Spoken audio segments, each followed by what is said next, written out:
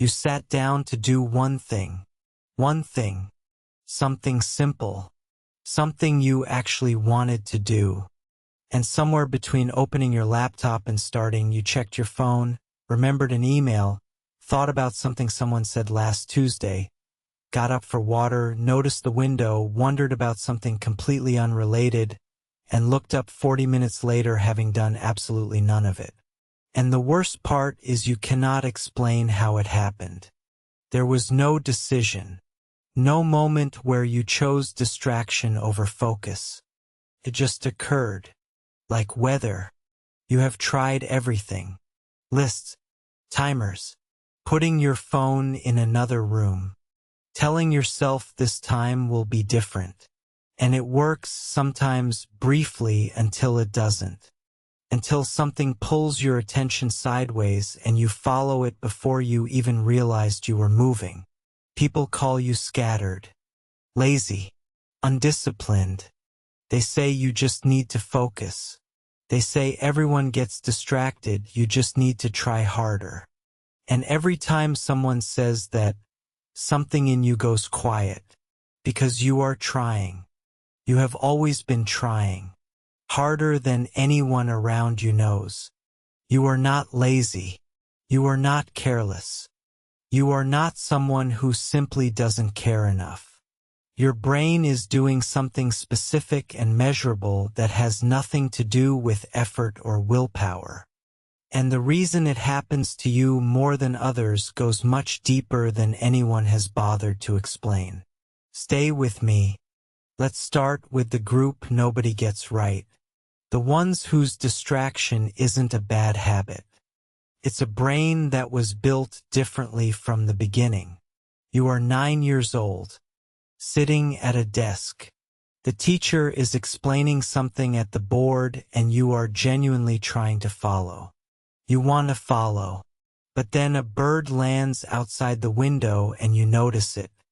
And then the sound of someone's pencil tapping 3 rows back. And the pattern on the ceiling tile. And a word the teacher said that reminded you of something that happened last summer that led you somewhere else entirely. And suddenly she calls your name. And you have no idea what the question was. You were not daydreaming on purpose.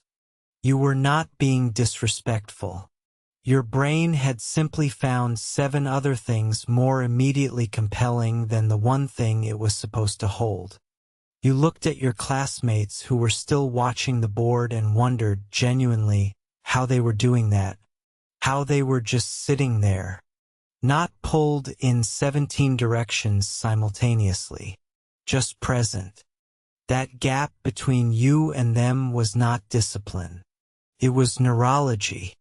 Psychologist Russell Barkley at the Medical University of South Carolina has spent decades studying attention and executive function. What he found reframes everything. The distracted brain is not a brain that cannot focus. It is a brain with a fundamentally different relationship to what he calls the future. Focused people delay immediate stimulation for long-term goals automatically. The distracted brain struggles to make that trade not because it is weak, but because its dopamine system weighs present stimulation more heavily than future reward. In other words, your brain is not ignoring the task. It is responding honestly to what feels most alive right now.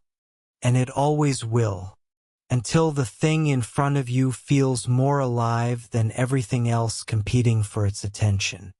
That is not a character flaw. That is a dopamine architecture that the modern world was not designed for. Now the second group. These are the ones whose distraction arrived later. Not wired in from birth, but built over time by something the environment did. There was a period in your life when stillness was not safe. When being quiet and focused in one place meant being present for something you did not want to be present for. A household where tension lived in the silence. A parent whose moods required constant monitoring. A home where the ability to notice everything happening around you simultaneously was not a liability. It was survival. Your brain learned to scan, to stay alert, to never fully settle into any single thing because settling meant missing something that could matter. Psychologist Bessel van der Kolk at Boston University spent years studying how early stress rewires the brain's attention system. What he found was this. When a nervous system learns that focused attention is dangerous, it adapts. It develops what looks from the outside like distractibility but is actually hypervigilance. A wide, fast-moving attention that covers more ground, catches more signals, misses less. Your distraction was not a failure of focus. It was focus redirected toward survival in an environment that required it. That is not a broken attention span. That is an attention span that learned to protect you. And the third group, the ones who get distracted not from wiring or history but from something that looks a lot like hunger. You are not distracted by everything. You are distracted by everything that is more interesting than the thing you are supposed to be doing. And the list of things more interesting is very, very long. Psychologist Mihai Csikszentmihalyi at Claremont Graduate University spent decades studying the state of flow, complete effortless absorption in a task. He found one consistent requirement. The task must match the person's skill level with the right degree of challenge. Too easy and the brain wanders. Too hard and it shuts down. The distracted mind is not a lazy mind. It is a mind searching constantly and urgently for the level of stimulation that makes focus feel effortless. When you finally find something that holds you, a problem with the right complexity, a conversation with the right depth, a project that actually challenges you, you don't get distracted at all. You disappear into it for hours. That is not inconsistency. That is a brain with very specific requirements for engagement, and a world that rarely meets them. But here is where we need to stop and be honest. Because everything described so far, the dopamine architecture, the survival scanning, the hunger for stimulation, all of it is real. All of it explains something true about you. And yet, there is a difference between a brain that gets distracted and a person who has stopped trying to work with it. Because some distraction is neurology, and some distraction is avoidance, and they feel almost identical from the inside. There is a difference between a mind pulled sideways by genuine neurological wiring and a mind that has learned to use busyness, scrolling, and constant task switching as a way to never have to sit with the one thing it is actually avoiding. The uncomfortable project, the difficult conversation, the feeling that is waiting just beneath the surface of every distraction. Psychologist William James at Harvard, one of the founders of modern psychology, wrote that the ability to return attention voluntarily again and again is the very root of judgment, character, and will. Not the ability to never get distracted, the ability to return. So here is the question only you can answer. When you get distracted, are you following your brain or escaping something? Because one requires compassion and strategy. The other requires honesty, and only you know which one is happening. Here is what the research shows that changes everything.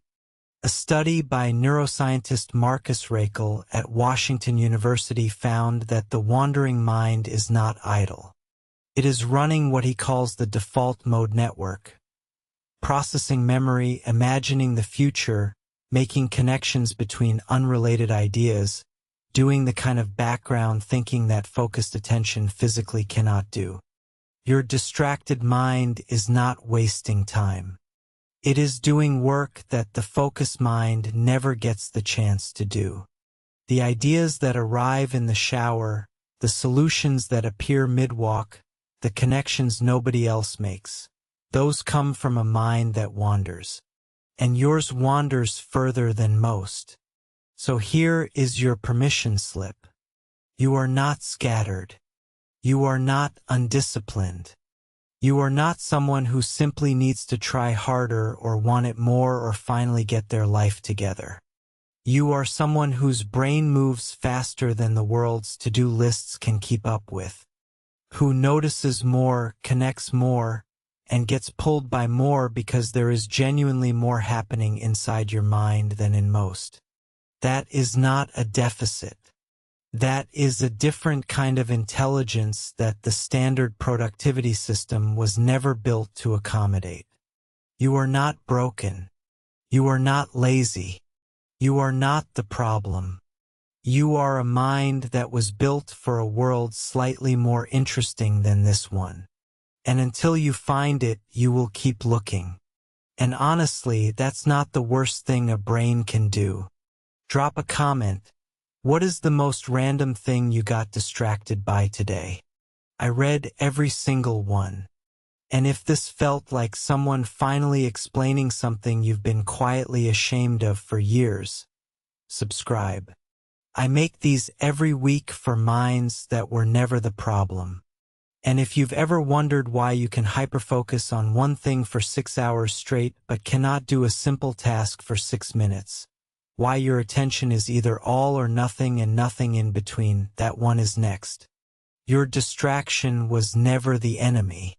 It was always just your brain looking for the thing that makes it feel